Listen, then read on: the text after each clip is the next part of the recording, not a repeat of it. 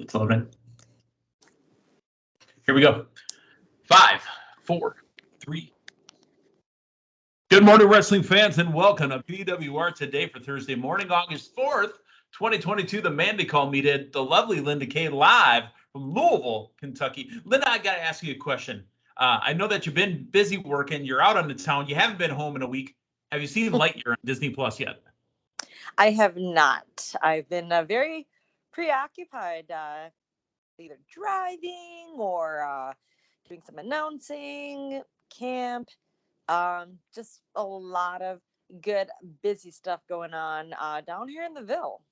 Down there in the Ville. How's the temperature down there? Because normally Louisville is a lot hotter than, say, the Milwaukee area. So, I mean, are we talking hundreds, 90s? I think it was in the 90s. I'm not really positive. I just know the moment I walked outside, it was quite dewy, quite moist, if you will. Moist. One of my favorite words because it irritates so many. No, But I don't say that here on the program, but there we are. But you know what doesn't irritate me is the very soft, very smooth, very soft cotton from collar and elbow. Absolutely. To stay comfortable no matter the temperature, no matter the weather, no matter the conditions, make sure to go to collarandelbowbrand.com. As always, check out the latest and greatest in wrestling street fashions. And to save a little cash, save 10% off your order by using the promo code LindaK. That's LINDAKAY.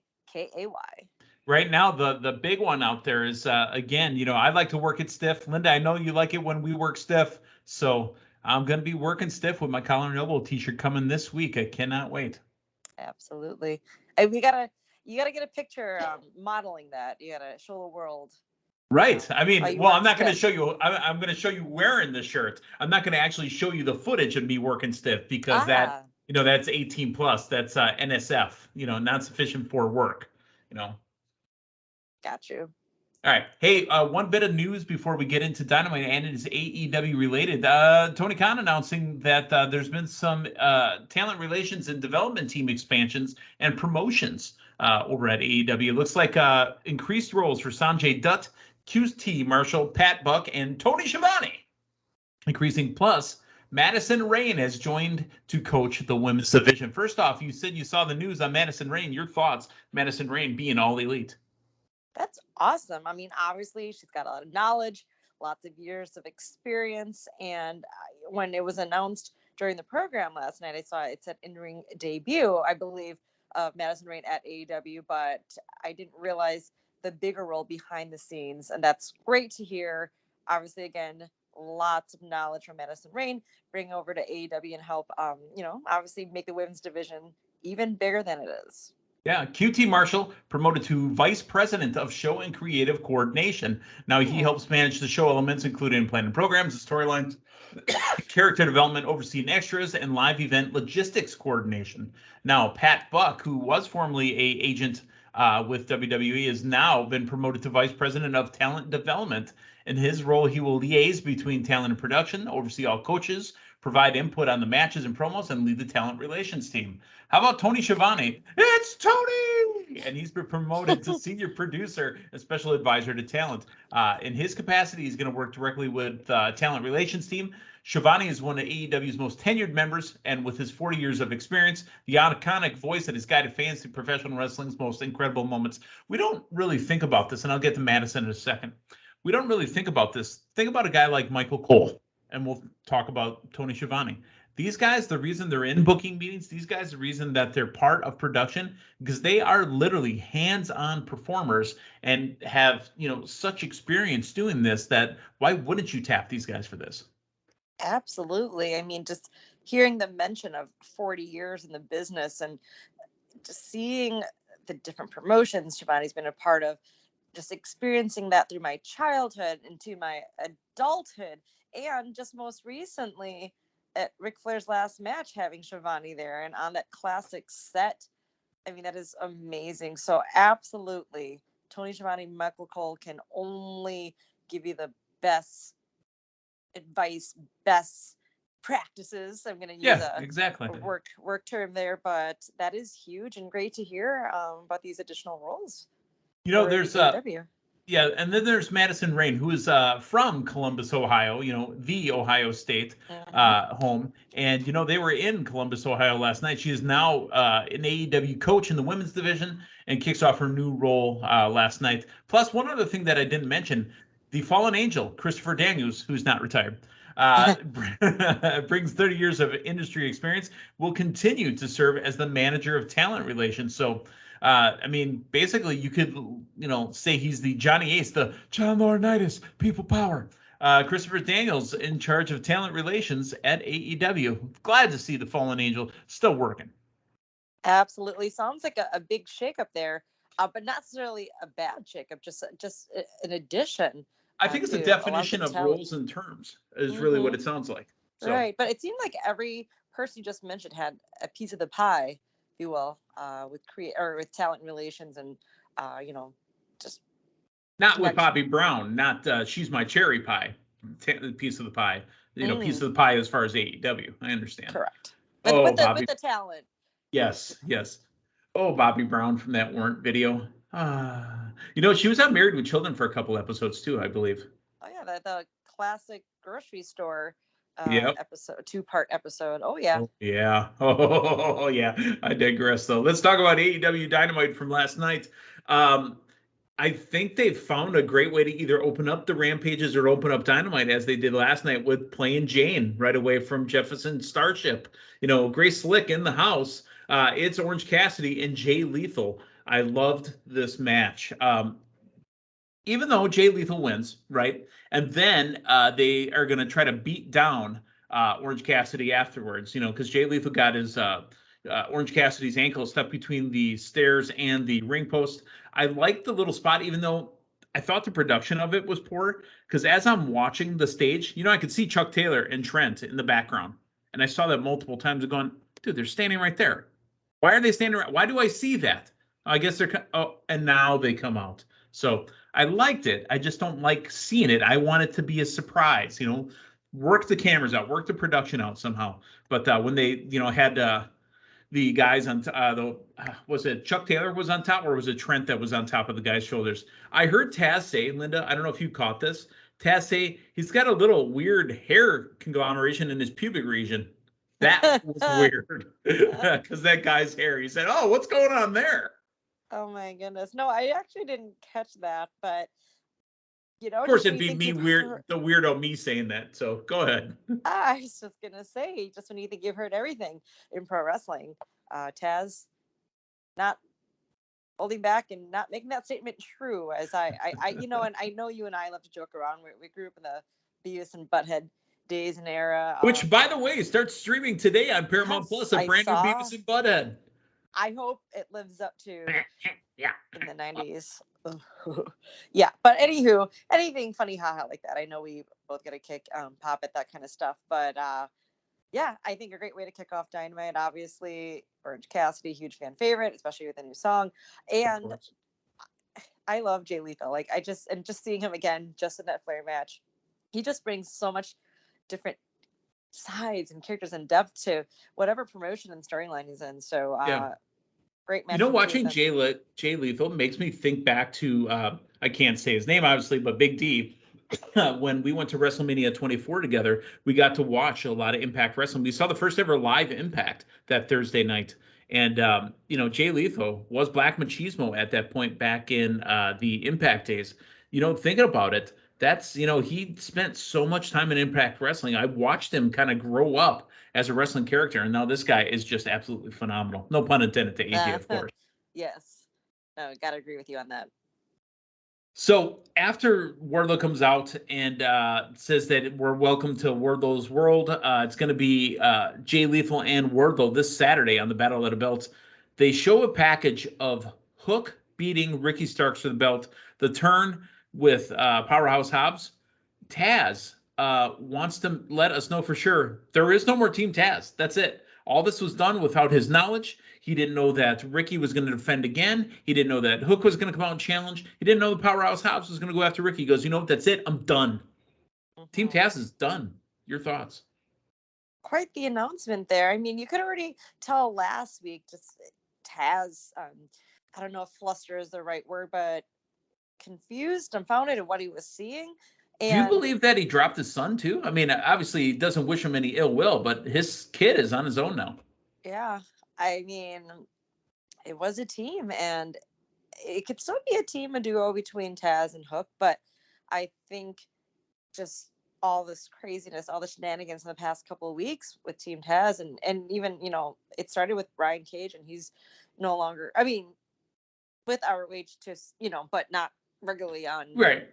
Exactly. AEW television. So that being said, I am a little surprised, but then again, not so much, just given what happened last week. But obviously he can still support his son, but it doesn't necessarily have to be Team Taz. But yeah, interesting, because then we have Hobbs coming out right off the bat too. And as of late, it just seems that Taz has just been, I mean, I don't know if he's been neutral technically. He's been a little more heelish, you know, come bring the FTW title and whatnot. But now it's just flipping the script a bit. He's definitely seeming more on the unbiased, almost face kind of side. So I'm not too surprised now that I think about it a little bit more. But obviously he'll still be supporting his son. And hey, he's a champ. There Let's you go. roll with it. Yeah. Well, Linda, baby, the Undisputed Elite make their return, and that is the end of the Undisputed Elite. I mean, what a huge pop for the song, but really the gist of the story time with Adam Cole is that, you know, with these trios belts coming out and being determined the new winners at the All Out pay-per-view in Chicago, once we've got the announcement that Adam Cole is not medically cleared, and the Young Bucks didn't want to have Bobby Fish as a partner because Kyle O'Reilly not medically cleared, you know what? To hell with it. That means that the Bucks are down, and they attack the Bucks. So the Undisputed, no longer elite. A little bit of that one I was surprised by. Were you surprised by that, or more surprised by butterflies on Hangman Adam Page's pants? No, I was a bit more surprised by just the what's the word, not dismantling, Disintegration? well, dismantling, if you will. I'll take dismantling, disintegration, the disillusion, the yeah, something like that.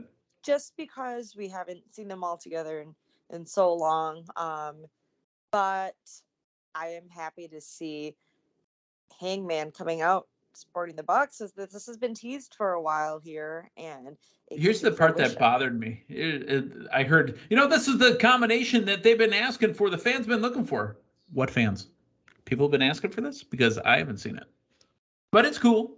Yeah. If we're gonna have the Hangman and the Bucks be that trio for the 6-man, you know, the trios tag teams. Okay, cool. Let's go. Yeah. All right. Thunderstorm took on Britt Baker, DMD, and Jamie Hayter, and in a bit of a shock, the winners, Britt Baker, DMD, and Jamie Hayter, getting the pin. I like them as a tag team. I like the matching gear. I think they look great. Well, you know, it was not for the titles. Sandbagging since 2014. Yeah. Exactly. Love Thunder. So I like Thunderstorm together like that. I feel. Do you like the dress up that Thunder had? She had the glasses on and the Nikki Sixx eye paint on. Yeah. I like their look. I think that this is going to be a rematch, and it hasn't been officially announced, or this will happen again between the two of them. Oh, absolutely. It's got to happen again. But there is a match coming up between Thunder Rosa and Jamie Hayter on Saturday for Battle of the Belts 3. And she will have to defend, and that's why you get that pinfall. She will have to defend her AEW Women's Championship. I thought very cleverly when we got sent over to Sammy Guevara and Ty Conti in Paris that they're getting engaged and they won't be there because hey, turn this off. Why are we watching this? Eddie Kingston cutting that off. I love little stuff like that because it looks very real. And Eddie, of all people, to interrupt that. That's just great. You know, we didn't get Eddie in the ring. Now I think about it. We got that segment, but that worked. Yeah, I absolutely loved it. How about a squash match with Powerhouse Hobbs and Ren Jones? Ren Jones looked good. You know who he looked like? God, I can't think of his name now. From formerly of NXT and the 205, and then he was the Impact champion. Why can't I think of his name? But he looked just like Rick Swann. That's it. he looked just like Rick Swan, except a little bit beefier. So unfortunately, Powerhouse Hobbs blows through Ren Jones. Here comes Ricky Starks to try to get some heat back, and Powerhouse Hobbs destroys him. Yeah. Ricky Starks, I think a fan favorite. I You know what? I definitely. like it though. I like that Powerhouse Hobbs is getting over the top of Ricky Starks, and then it'll finally give him the underdog feel that he can come up and get over on Powerhouse Hobbs. Right. Yeah. Definitely. All right. How about Miro still calling out Malachi Black and the rest of the House of Black for costing him the All Atlantic title at Forbidden Door? So, Miro's promos, as far as God teasing him, putting this person in front of him, I'm enjoying it. I'm ready for Miro to come back and be the champion that he should be. We want to see some more Miro back in the ring, and absolutely, it's okay. I mean, I know some time has passed since the Mid Atlantic tournament was a single. Wait, no, it was tournament. Sorry, but the champion was crowned at Forbidden Door. It was a tournament. And then Miro, remember, he got the black mist in his eye. So the last time we saw Miro was out on the stage with the glasses and the patch over his eyes. So hopefully the next time we see him, he'll have recovered. Early in the program, we saw this. I didn't get to it because I was going to bring it up here. Christian Cage coming up to the arena and being interviewed by Tony Schiavone. Apparently, Jungle Boy driving in like a maniac, trying to run people over. Apparently, Jungle Boy was not scheduled to be on the program last night. And Christian Cage saying, look, he involved my personal family. I don't think I'd ever do that or ever. Wink, wink. So I thought it was good stuff. It's going to get Jungle Boy more, empathy. Right. Yeah, I was thinking, which show is this? Because a lot of times when we talk about crimes being committed on a weekly wrestling show, a lot of times when we would talk NXT, vehicles kidnap. Right. Where's the police involvement? And it's always the same car. Matthew Thomas used to bring that up all the time. He'd always say it's the exact same Dodge Challenger. Everybody drives one car. It was there last week. It was a different vehicle last night, but you know what the PSI of those are? If we're going to talk tire pressure, let's talk about tire pressure, because I know that Matthew said he was going to ask me what my tire pressure was on the vehicle I drive. It depends on the summer or the winter. During the summer, my PSI is around, 38, 40, somewhere around there. In the winter, it gets a little bit lower. I know you needed to hear that, so go ahead. Yeah, we actually discussed that yesterday. So thank you making it happen. I did make it happen. Let's talk Matt Hardy and Christian Cage. The thing I was most curious about when Matt Hardy came out, what kind of music would he come out to? Is he coming out to Matt Hardy music, or is he coming out to Hardy Brothers music? Came out to the Hardy Brothers music. So there's still hope, I would think, for Jeff to return to the company at some point. And maybe we'd get a Matt Hardy, Jeff Hardy tag match again. But the winner of the match, Christian Cage, after the match, he started getting chairs out. Here comes Luchasaurus, which was a distracting, because here comes Jungle Boy from the crowd and attacks Cage from behind as Cage ran away. So your thought on Jungle Boy still showing up, getting a ticket this time, and coming through the crowd? Yeah, I like it. Lots of really, really bad things said by Christian Cage the last couple of weeks. So this just makes us want it more, and we will get that payoff eventually. Daniel Garcia now calling himself the Dragon Slayer because he knocked Bryan Danielson out again. So I love that. Hey, back in the ring, we've got All Ego, Ethan Page. How can you cut a promo? Linda, you've been in a ring. We know that you're the OVW ring announcer. You've been in a ring for Great Lakes Championship Wrestling. Rings are very bouncy, right? How can you be in the ring and not know that somebody's standing there for a good 3 minutes? See, the intensity, the intent of what he had to say of that promo, you kind of... So he's just focused, locked in? Yeah, you kind of shut out. That goes to say with things outside the ring too. You're really focused on that. You really just don't realize what else may be going on around you, including the bouncing. Okay. Or that could be another cameraman getting a view from behind. Okay. I wanted to ask you, I just wanted to make it clear. Now I'm willing to take that. Stokely Hathaway whispered into his ear. I don't know, it was about to there's a ceiling, please. Or something else. He might have whispered something, but he did give him his business card and they left together. It reminded me of that Arby's commercial way back in the day. Everybody's gone. Roast beef sale.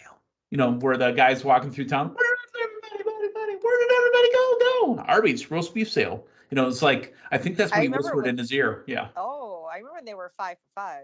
That Yeah, sale. that's what the roast beef sale was. It was 5 for 5. Arby's roast beef sale. All right, so Matt Menard, Angela Parker, and Anna JAS. I like her name, by the way. Anna JAS, Jericho Appreciation Society. Anna looking a little insane like she did Friday night, and she chokes out a member of the AEW production staff. Yeah. Another side of Anna JAS. That's cool to see. She's was a part of oh goodness. Dark Order. Thank you. You're The welcome. longest time, but she didn't really have too many singles matches or you're just part of the vignettes and whatnot. But I Yes. like this. We're getting more Anna J on just more on camera, more character, and I think it's working with the Jericho Appreciation Society. It's time for the dumpster match. Funny. Yo. That's so ironic. Me and Matthew literally just mentioned that yesterday because there was a dumpster on NXT last night. And I'm glad you brought that up. As I watched NXT, I'm like, they know there's a dumpster match on AEW Dynamite. Did they put that dumpster there on purpose? Did they make that match just because of that? Because what dumpster has the WWE logo on it? I caught that too. Good God.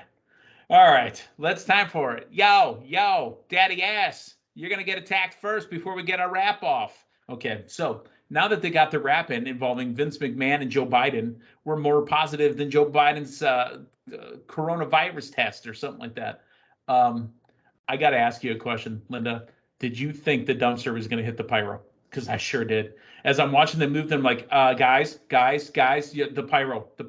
They started pushing it like they didn't know, and they couldn't control the dumpster. So literally, you had to send Bowens to the backside to steer the damn thing. I'm like, all right, back it up. I literally was standing, worried about the pyro because that dumpster was going to go off, and you had the ass boys in the dumpster. I think Taz even mentioned, like, be careful with the pyro. Yeah, I think they mentioned it, but honestly, I got up out of my seat going, oh my God, you guys pay attention. Is this spot necessary? Oh, they got it. They controlled it. Wow. Did you think they had to practice moving that dumpster beforehand? Because it didn't look like it. Maybe not. I mean, I would think that you would have both ass boys in there if it's going to be practice, or maybe not, because obviously the weight probably was more than if they did practice it. And of course, thinking about the pyro. Is it wrong that in my head, as you were just talking, all I heard was, I'm in a trash can. Damn. I'm in a trash can. Bam, bam. I just hear Billy Gunn's music, Ass Man, and all I heard was, I'm in a trash can. I'm sorry. That should have been the music that played at the end. Yeah, well, I mean, Billy was not put in one, but he got hit by one, that's for sure. Yeah. Just that, but there's some nostalgia right there. Let's bring Billy Gunn and bring out the dumpster match. And this kind of cool flashback from the Wage Outlaw days. I was going to say, yeah, back in the WWF days, remember you had Chainsaw Charlie and Mick Foley with that dumpster match with the New Age Outlaws. Yeah, exactly. So, all right, let's go to the main event. By the way, we had Claudio Castagnoli come to the ring to even the odds up for Yuta, even though I think AEW's math is off. Because if you have, 3 people there, and then you have Claudio come out with another person, isn't it 3-on-2? How are the odds even? Maybe not even, but definitely a little more fair. I guess. I want to go that route. Jericho and Wheeler Yuta. If Yuta wins, he gets Jericho's title shot at Jon Moxley at this thing they just made up 2 weeks ago called Quake at the Lake. Yeah. Think Wheeler Yuta is a huge fan favorite right now, and Jericho always will be. So yeah, just a little bit more tension between the Blackpool Combat Club and JAS. So just in a different way, but hey, I think it's great. Different variations and a different stipulation. It's not normal that you have a match where someone loses their. I mean, it happens, but it happens, but not a lot in AEW. No. And involving Jericho. I mean, right. I'm surprised it's just something that's like if he's given a title shot, there's no way he's going to lose that, or a chance that he would, which he obviously Right. did not. But Right. no, interesting. I didn't think there was any chance that Wheeler Yuta was winning this. However, I love the way they presented it because it made it look like Wheeler Yuta had a chance. I really like the spot where Jericho reaches for the bat because the psychology there of, I know I'm going to get caught with the bat. Aubrey grabs the bat, turns, low blow to Wheeler Yuta, and then Jericho gets the move in. So I really love that little bit of psychology. And then he holds on to his submission hold even longer. I think he had him in a walls, which calls out Jon Moxley. And then Jericho goes, "That's right. You want the Lionheart? I'm going to stretch your ass." Okay, all right, buddy. Well, that was Dynamite last night, and I thought it was a really stoked, kind of full. Like Stokely Hathaway way? It kind of like a Stokely Hathaway, a full show. You know what else we got mentioned, too? The winner of the Bunkhouse Battle Royal is getting a wrestling match this Friday night on Rampage. Yeah, I watched it back. I saw Bubba Ray. I was hoping to see a glimpse of the Fanny Pack Kid and some of that footage, just because there was some interaction between him and Bubba Ray. We've known Cal obviously since birth, right? But we've known Cal his entire professional career too, and we've seen all these pictures, because we would call ourselves an extended family. Well, he posted one yesterday, and that was a picture of him with the Dudley boys, Devon and Bully and himself, and he goes, "Wow, 2015 to 2022, lesson learned: you don't mess with Bully Ray." Wow, kid, you had a two-time Hall of Famer kind of, putting a stomping on you, but you stayed in there. He didn't eliminate you. That damn cowboy James Storm threw you out. But he is James Storm, the like I said, the current OVW National Heavyweight Champion. So speaking of OVW Meathead, you know what I go have for it. tonight? What's tonight? The historic Davis Arena. It is OVW TV live every Thursday night, 7 to 9 Eastern, 6 to 8 Central, 5 to 7 Mountain, 4 I was to going to say, 6 what about Pacific. Greenwich Mean Time? What time does it air in London? Yes, that. Well, the live from Davis Arena, which you can catch anywhere worldwide on the Free Fight TV app. Yes. Every Thursday night. And then I'm going to be in Louisville all weekend. We have a house show we're doing Friday night. Just seriously, when was the last day you were home? Indiana. Seriously, when was the last day you were home? I've been gone for, I want to say, for at least a week. Yeah. But we have a house show at a brewery. I'll be announcing that in New Albany, Indiana. And then we come back over the river, over the border, back into Kentucky, into the Ville, because it is Saturday Night Riot live on pay-per-view at the Davis Arena. Get it, Fight TV. It's gonna be huge, and this is a huge month. Summer's winding down. We're gonna start it off strong. Big TV house show, pay-per-view. Hope to see anybody in the Louisville area there, and someday I'll make my way back to Milwaukee. Okay, well, hopefully it's still there. I mean, you've been gone a long time. Hopefully the windows were closed. You didn't let any rain in. You might have to air out a little bit because it's been closed for a week and a half. Who knows? So, maybe have somebody come and check on the windows, make sure your fridge is good. Hope you didn't leave any perishables in the fridge. So. Yeah. Is that a thing that, obviously I'm not living the life you're living, nor are you on the road, 7 out of, 8 months a year or whatever it is, is that a thing you guys have to think about? Like, all right, I'm going to be gone for a week and a half. Let's get rid of all the perishable stuff. I could just leave the ketchup in there. I make sure that I don't let my food go to waste. So you're damn right. I made sure I ate all my perishables that would not have been good in a week. So just, gotta plan I have it in a small little frugal way. Yeah, I was going to say I have it in a small little way. If I know I'm taking off 3-4 days, I won't buy any meats or anything like that. A cheese can last. But yeah, now that I think about it, the ones that are out on the road are all you WWE and AEW and all you national traveling people. Boy, you got to really think about what you left in the fridge. Either a lot of box food or you just go shopping when you get home. Absolutely. I know I've gotten quite a share of eating out, eating good this past week. So a couple more days here.